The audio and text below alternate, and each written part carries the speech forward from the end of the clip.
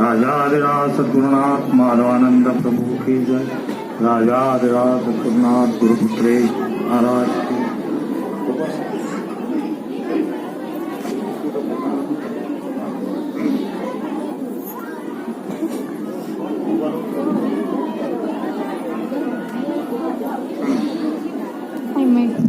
व्यासपीठातील सर्व मान्यवराचे व्यासपीठावरील सर्व मान्यवराचे मी आधी स्वागत करतो आणि हे सद्गुरू समर्थ जयराम महाराज, सद्गुरू समर्थ माधवानंद प्रभूजी यांच्या चरणी नतमस्तक करून जो मला जे अनुभव आला आहे गेल्या 24-25 वर्षात, हे मी पहिल्यांदा अनुष्ठान केलं यांच्या कृपेनं, म्हणजे यांच्या तळमळीतून ते आज जे अनुभव आले त्याच्यातून मी तुम्हाला एक सांगतो की हे जर केलं आणि हे मार्गावर विश्वास ठेवला तर आपण पूर्णपणे भगवंत स्वरूप होऊ शकतो, असा मला पूर्ण कुठलीही गोष्ट मी ही करण्यासाठी खात्री करीत असतो आणि ही खात्री मला प्रत्येक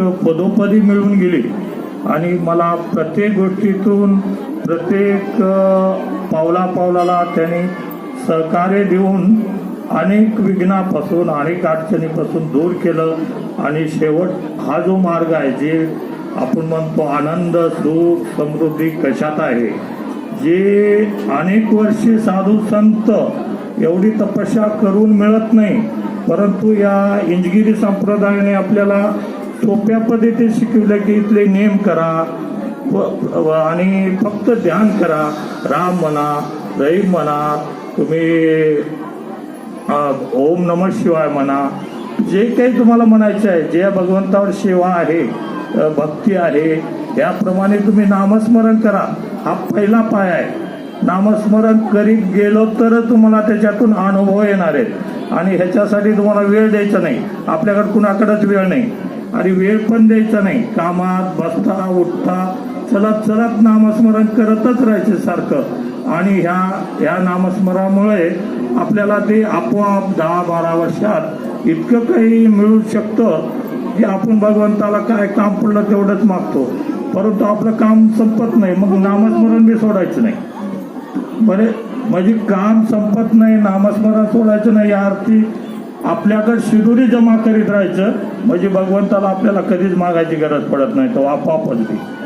कारण का भगवंताला, सद्गुरूला, आईला, आई आणि गुरु असे आहेत दोन जे आधी देतात, भगवंत पुन्हा देतो. लक्षात घ्या, आई आणि गुरु आपल्याला आधी देतात, भगवंत पुन्हा देतात.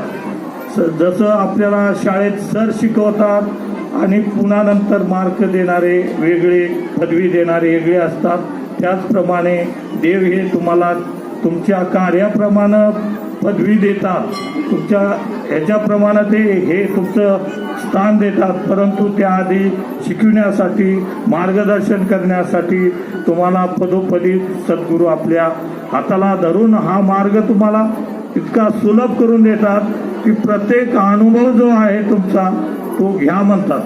पदोपदी घ्या अनुभव. मी सांगतो ते खरं म्हणू नका, तुम्ही अनुभव घ्या स्वतः.